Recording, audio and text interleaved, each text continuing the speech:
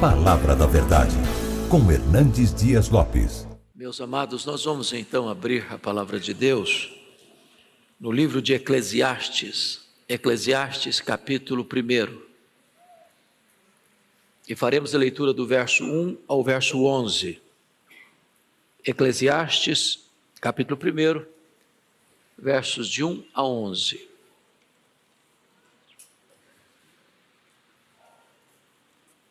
Lido o texto, por favor, mantenha sua Bíblia aberta nesta passagem, por favor.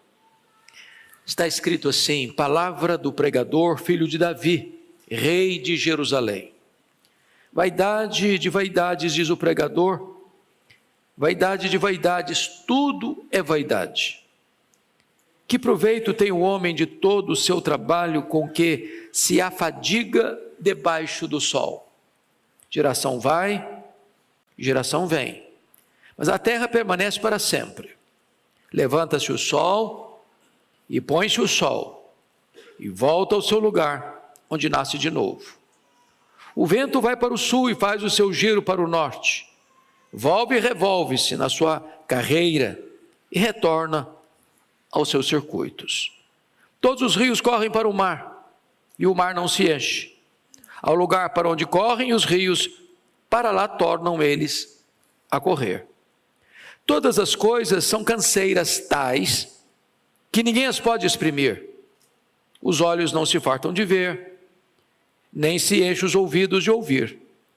O que foi é o que há de ser, e o que se fez, isso se tornará a fazer.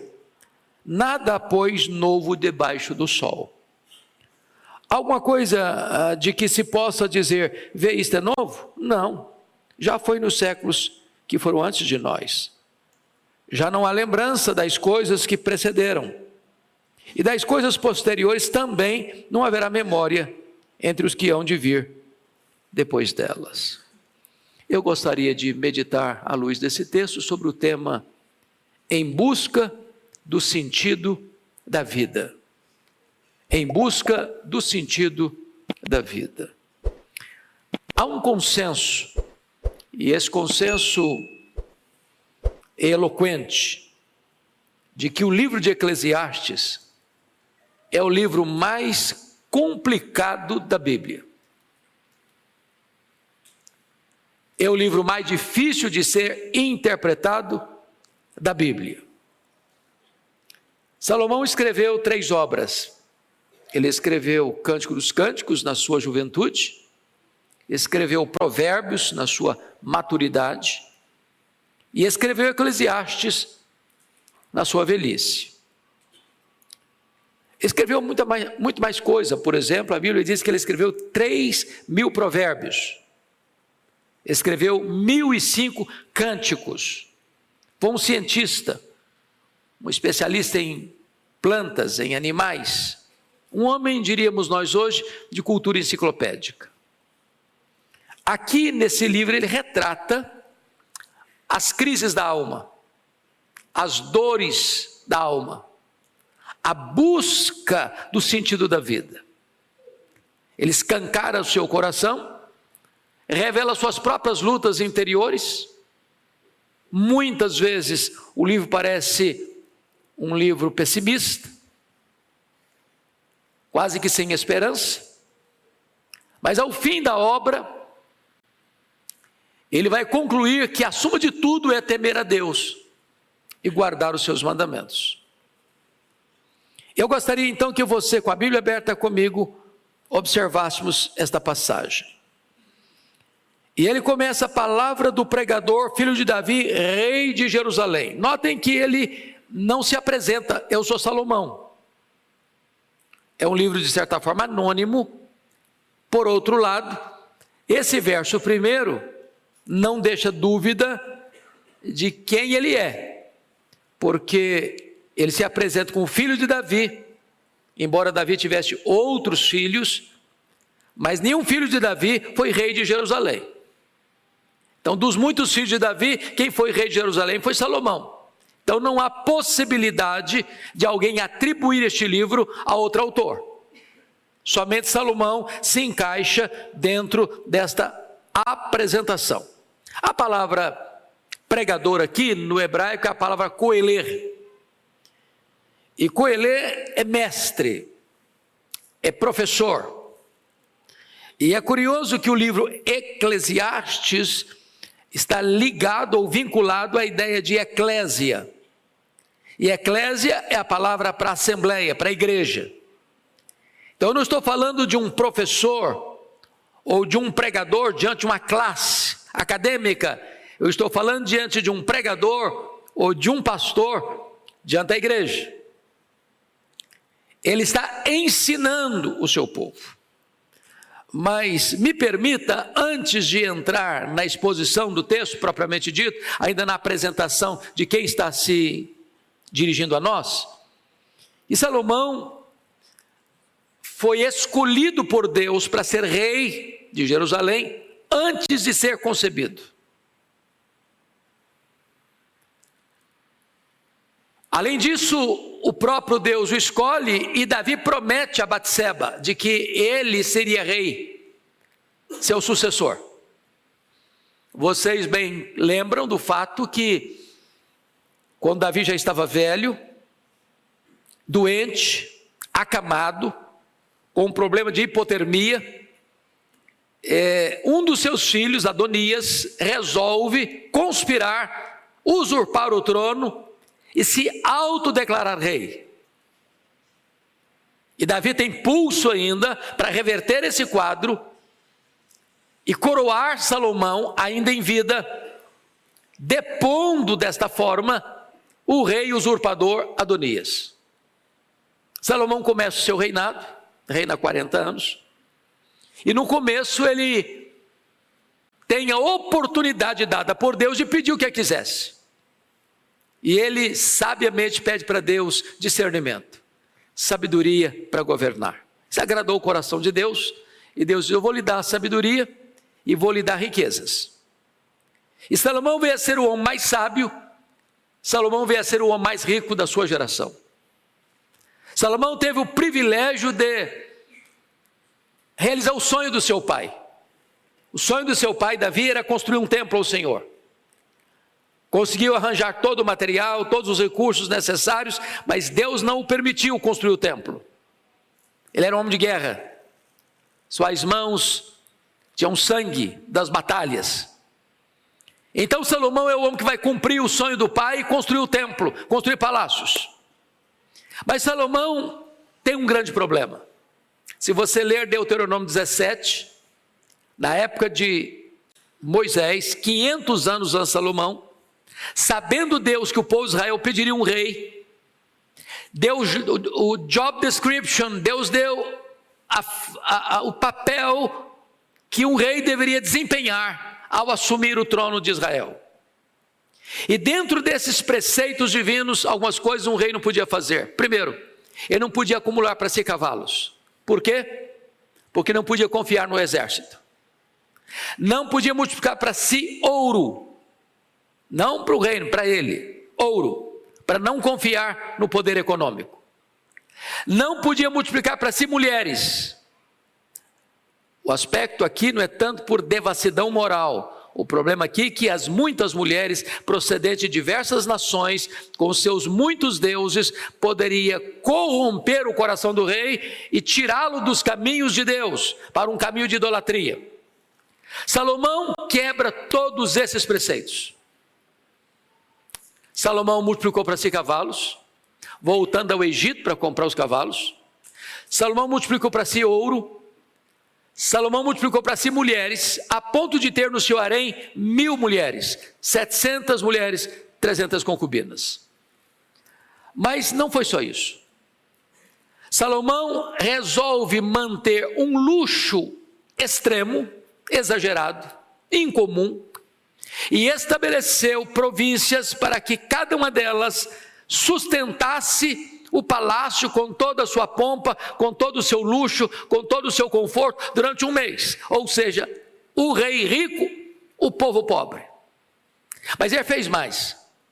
Ele estabeleceu o trabalho escravo, feitores de escravos. Enquanto o rei nadava em luxo, em ouro, em prata, em requinte, O povo estava gemendo para pagar a conta do palácio. Mas fez mais. Ele pesou a mão sobre o povo em tributos e impostos, a ponto do povo sentir-se com o pescoço esfolado pelos tributos pesados. Mas ele fez mais. Já no final da vida, diz a Bíblia que além de viver no luxo e o povo viver na miséria, além de manter todo o luxo da corte, à custa do povo, porque não tem almoço de graça, se alguém está luxando, alguém está pagando a conta, ele acabou construindo capelas para os deuses das suas mulheres, e templos pagãos defronte ao templo de Jerusalém. Mas tem mais, ele acabou adorando os deuses pagãos dessas muitas mulheres. Mas tem mais, quando a Bíblia retrata o desgosto de Deus com essa postura dele, dizendo que ia entregar o reino dele nas mãos de outro, e Deus deu o CPF da pessoa, vai ser Jeroboão, que era um feitor de escravo de Salomão. Ele persegue esse cidadão para matá-lo, e esse cidadão tem que fugir para o Egito.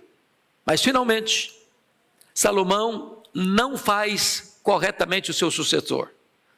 Só tem 3 filhos de Salomão mencionados na Bíblia. Roboão era um deles, o sucessor de Salomão. Começou a governar com 41 anos, portanto o menino nasceu 1 ano antes do pai assumir o governo. Ou seja, o menino cresceu no luxo, cresceu no palácio, com seus coleguinhas, acostumado com luxo. Quando ele assume o governo, depois da morte de seu pai, no ano 931, o povo veio sob a liderança desse indivíduo, Jeroboão I, para pedir para ele: alivia os impostos, e nós vamos servir você, vamos ser leais a você. Ele insensatamente disse: não, o meu dedo mínimo vai ser mais grosso do que o braço do meu pai, eu vou castigar vocês ainda mais, vou pesar ainda mais a mão.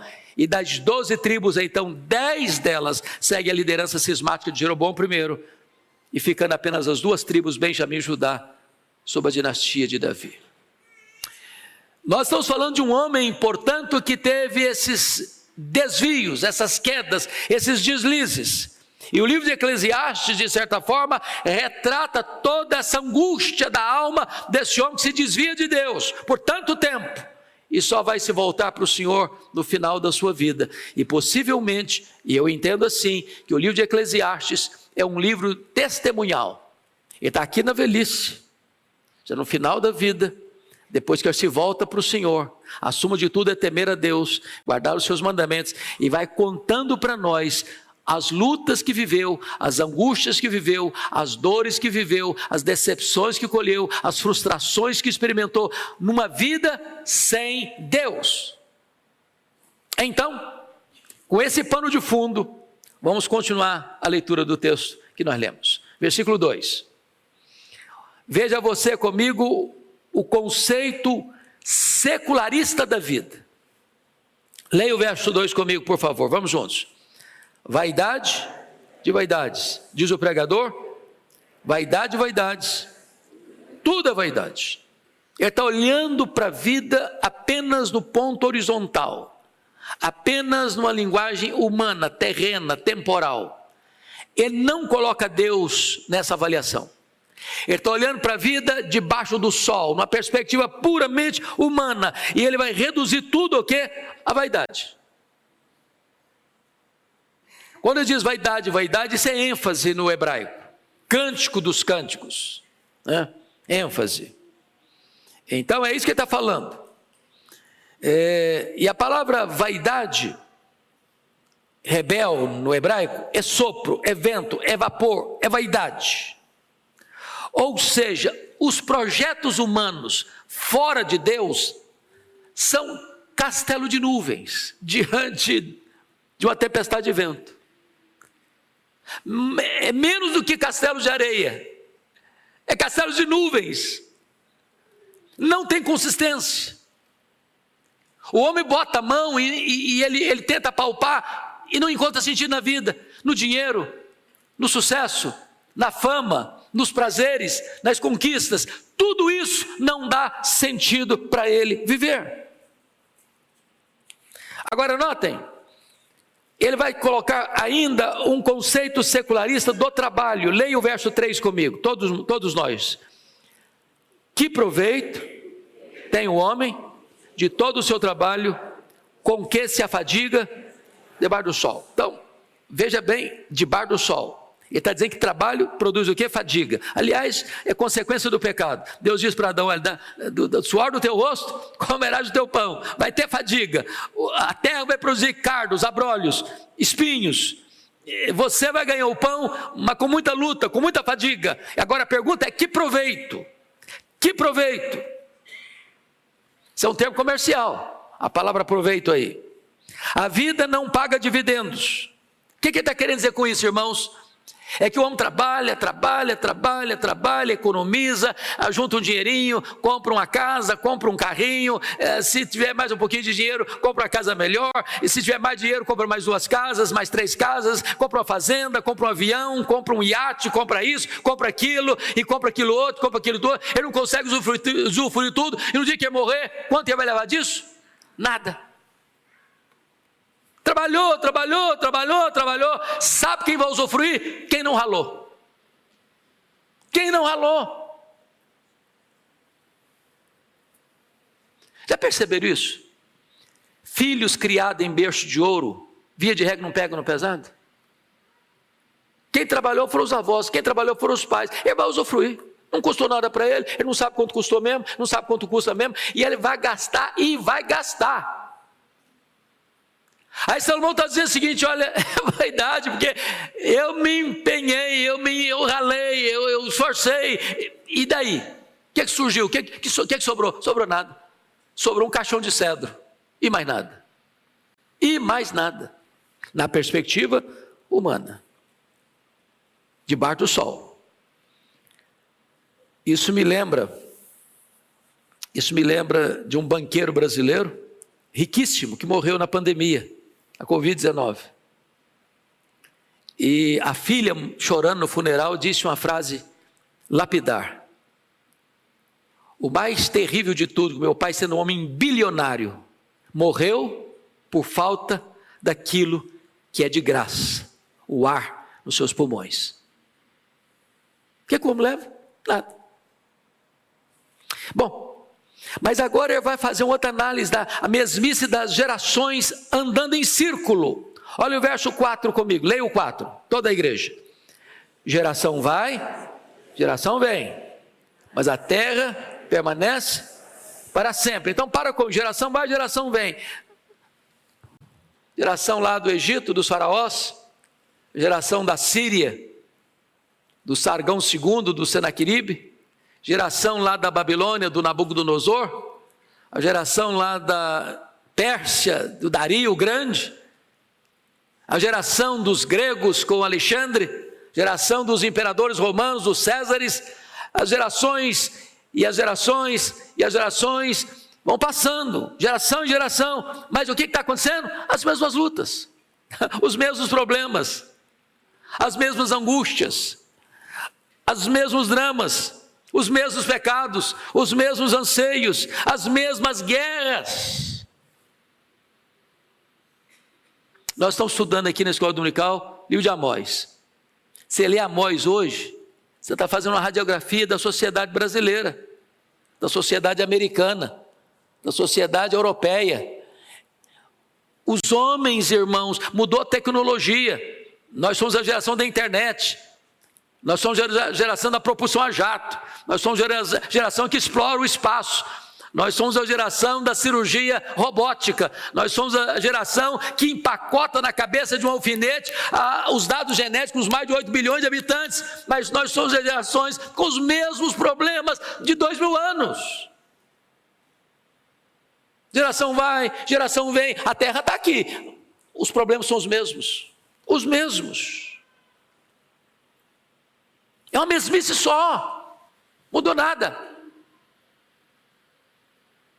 Agora ele vai dizer que essa mesmice não é só no ser humano, não. Essa mesmice está aí na natureza. E ele vai explicar. Olha comigo o verso 5. Leia o 5 comigo. Levanta-se o sol e põe-se o sol.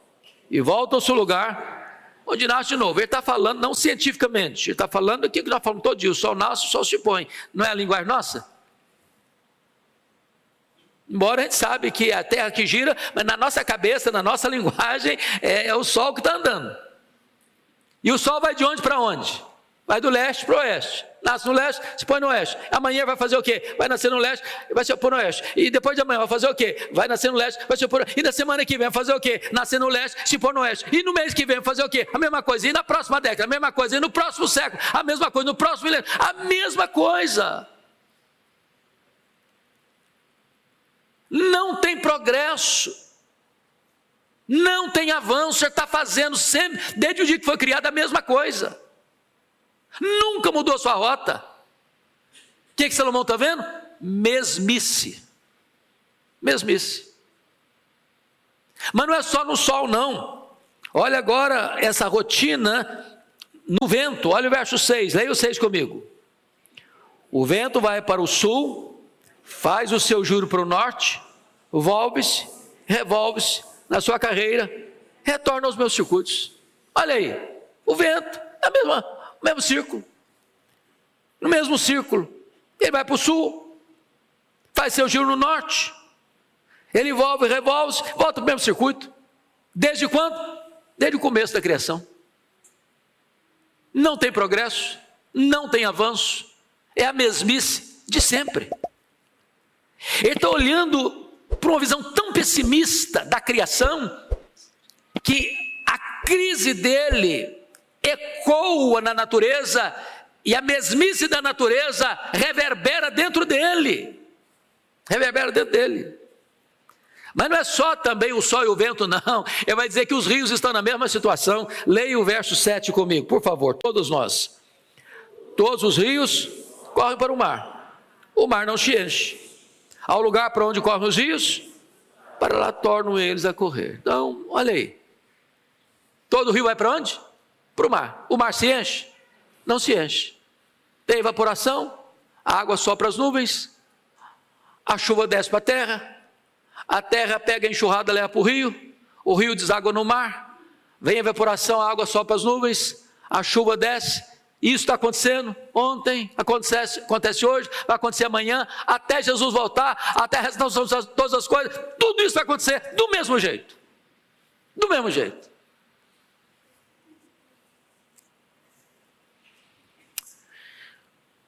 Se nós tirarmos Deus da criação, da natureza, você entra em pânico. Porque a mesmice é crônica. O que nós cremos, e nós acreditamos e pregamos e confessamos, é que o nosso Deus intervém. Ele intervém no sol e manda o sol parar, o sol para. Ele intervém e dá uma ordem às estrelas, elas aparecem. Ele intervém e faz o mar abrir, o mar abre. Ele intervém e faz chover ou faz cessar a chuva e ele faz a coisa acontecer. Agora, se você tira Deus da natureza, da história, você entra em pânico. Parece que a vida perdeu o sentido. É uma mesmice crônica. Mas notem agora que essa procura pelo ser prossegue em Salomão numa insatisfação absoluta. Nada consegue satisfazer a vida dele. Olha o versículo 8 comigo e leia comigo o verso 8. Todos nós. Todas as coisas são canseiras tais que ninguém pode as exprimir. Os olhos não se fartam de ver, nem se enchem os ouvidos de ouvir. Então vamos entender aqui, olha a crise desse homem, olha o desespero desse homem. Estou falando do homem mais sábio, do homem mais rico, do homem mais poderoso, do homem que tem a mesa mais farta, do homem que tem as roupas mais caras, do homem que tem as camas mais visitadas pelas mulheres mais belas do mundo. E ele tem uma grande insatisfação. E ele está dizendo para nós aqui que todas as coisas, não algumas coisas, todas as coisas são canseiras tais, que não dá nem para descrever. E ele começa a detalhar a insatisfação dos olhos. Nós olhamos e voltamos a olhar. E nunca nos fartamos de ver. Nunca chegará o dia que você vai dizer assim: eu já vi tudo, não quero ver mais nada, agora eu quero que apague a minha visão. Eu quero continuar vendo, porque os olhos são insaciáveis. Você ouviu e continua ouvindo, e amanhã vai ouvir de novo, e jamais você vai dizer: eu não quero ouvir mais nada, eu quero cessar esse sentido que eu tenho da audição. Os ouvidos são insaciáveis. Há uma busca que não se encontra. Essa é a angústia desse homem. Mas mais do que isso, ele começa a perceber que há uma repetição da história e nada é novo na história ao redor dele. Ele está encurralado pela falta de sentido da vida, se olha a vida apenas debaixo do sol, na perspectiva horizontal, humana, terrena, temporal. Confira comigo o verso 9 e 10. Leia o 9 e 10 comigo, por favor. Vamos juntos. O que foi é o que há de ser, e o que se fez se tornará a fazer. Nada há, pois, novo debaixo do sol. Verso 10. Alguma coisa de que se possa dizer: vê, isto é novo? Não. Já foi nos séculos que foram antes de nós. Então vamos entender isso aqui. Ele está dizendo que não há novidade. O que está acontecendo hoje? O que aconteceu na época dele, 1000 anos antes de Cristo, 3.000 anos de nós. Então, o que acontece? Nascimento e morte. O que acontece? Celebração e choro. O que acontece?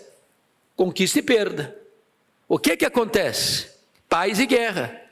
O que acontece? Acordos e conflitos. O que acontece? Esperança e desespero. Não é isso que você está vendo? É isso que existia 3.000 anos. Não tem nada novo. Você tem novas tecnologias, mas o problema do homem é o mesmo. As crises são as mesmas, os pecados são os mesmos, a cobiça é a mesma, a vaidade é a mesma, os sonhos são os mesmos. E aí ele vai dizer uma coisa assim interessantíssima, no verso 11, não há lembrança. O que ele está querendo dizer com isso? Está querendo dizer com isso que pessoas e acontecimentos passam pela nossa vida e passam. E ficam lá atrás. Por exemplo,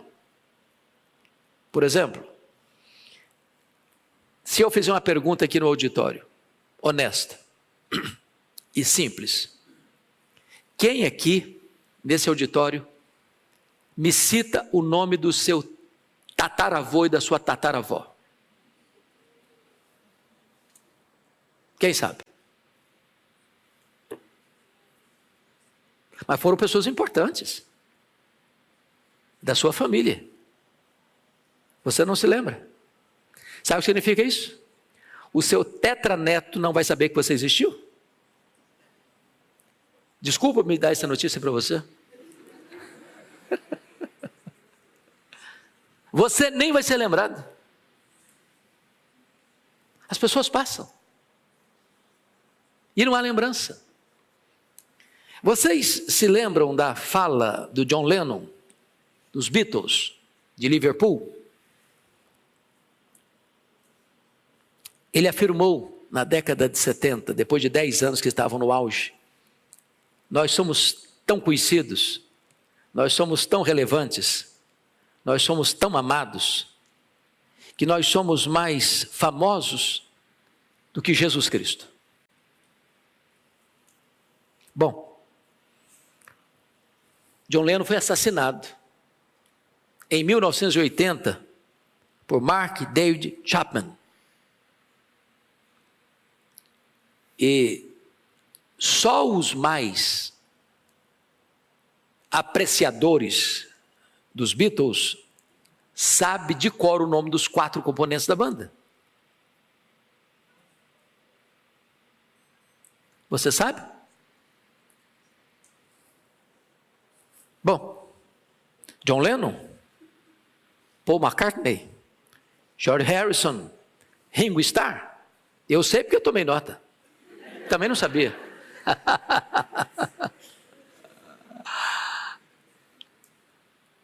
Percebe isso? Sinto muito dizer que sua fama dura uma geração, duas. Na quarta ninguém vai lembrar mais. Ele está desesperado com essa realidade.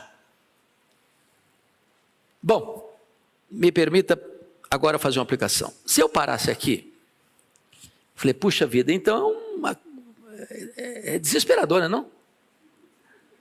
Você, numa segunda-feira, sair de casa, pegar o trânsito de São Paulo, nem ter passado em casa para tomar uma sopinha de feijão,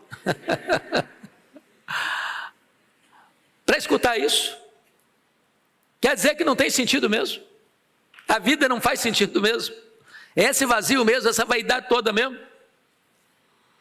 E eu quero dizer para você que o segredo para interpretar esse texto está no versículo 3. Que proveito tem um homem de todo o seu trabalho que se afadiga debaixo do sol? Ele está olhando a vida debaixo do sol. Sabe por que tem tanta gente hoje pulando do prédio, se esborrachando no asfalto? Tendo muito dinheiro, tendo sucesso e fama, tendo beleza física. Porque eles estão olhando a vida só debaixo do sol. E olhar a vida só debaixo do sol não traz esperança.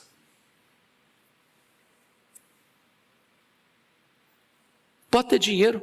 Salomão, no capítulo 2 desse livro, vai dizer que ele teve riqueza, que ele teve prazer, que ele teve fama, como ninguém.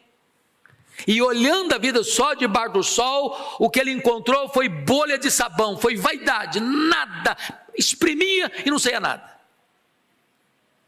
Agora, você e eu que viemos aqui, olhamos a vida acima do sol. Você olhamos a vida na perspectiva de Deus, da eternidade. E nós afirmamos com toda a força da nossa alma que nós não olhamos a natureza com essa visão pessimista.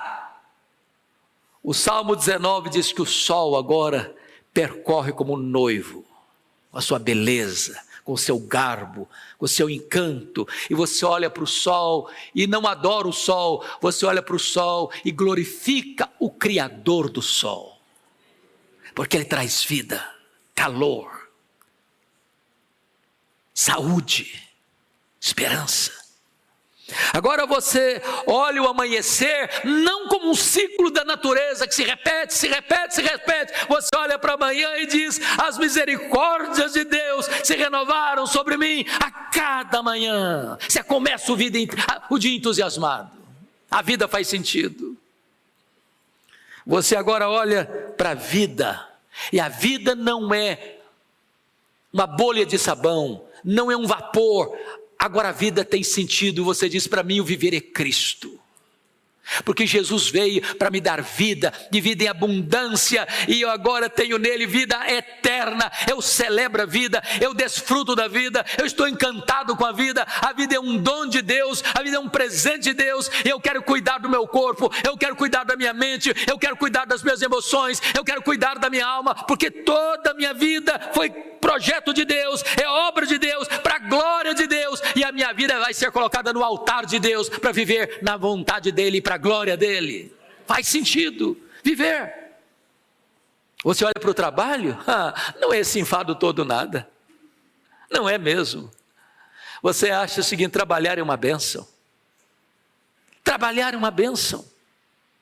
Levantar de manhã para ir para o trabalho não é aquela canseira que fala: puxa, vem mais um dia, uma outra. Não, você vai com prazer, porque o seu trabalho abençoa outras pessoas, porque o seu trabalho constrói futuro.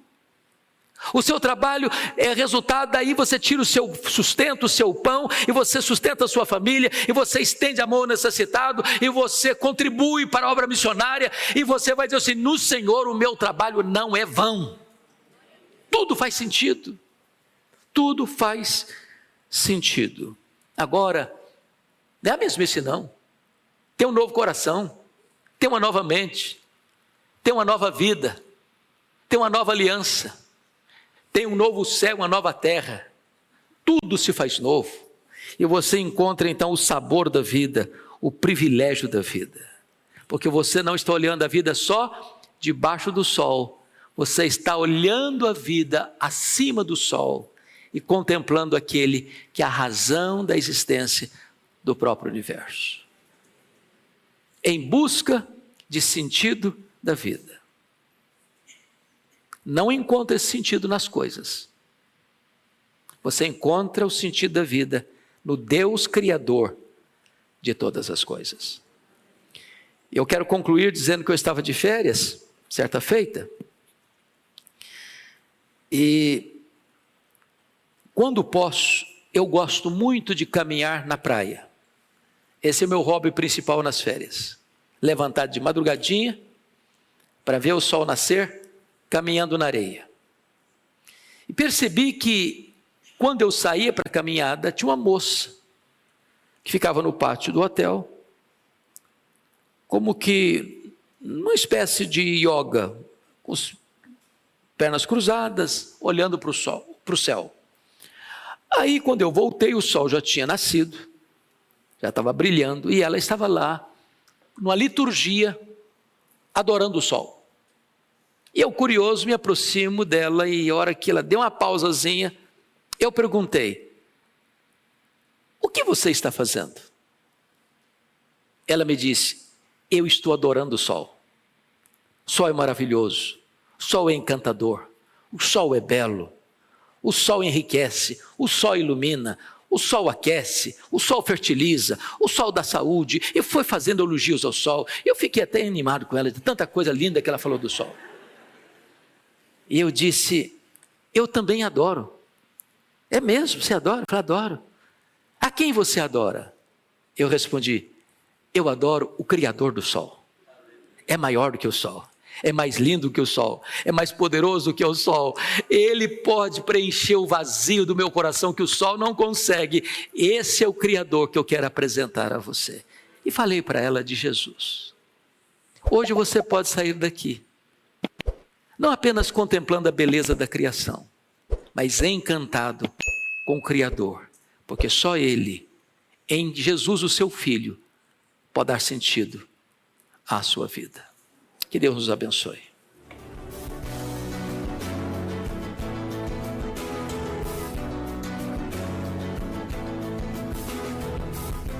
Palavra da Verdade, com Hernandes Dias Lopes.